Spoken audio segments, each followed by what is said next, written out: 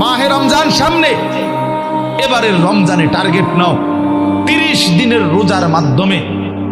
দিল থেকে আল্লাহর কাছে এইভাবে 30টা দিন হাতে গুনে তুমি আল্লাহর সাথে ওয়াদাবদ্ধ হও যে আল্লাহ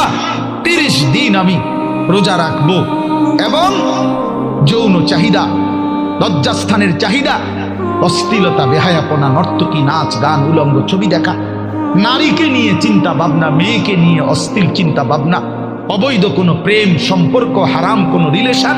এই সব ত্যাগ করে বন্ধু 30টা দিন মনোযোগ দিয়া রোজা রাখো, তারাবি পড়ো, ইফতার করো, সাহারি করো, তাসবিহ পড়ো, তেলাওয়াত করো, কোনো আলেমে দ্বীনের সাথে উঠা বসা করো, ইমাম সাহেবের সাথে সম্পর্ক করো। ইনশাআল্লাহ দেখবা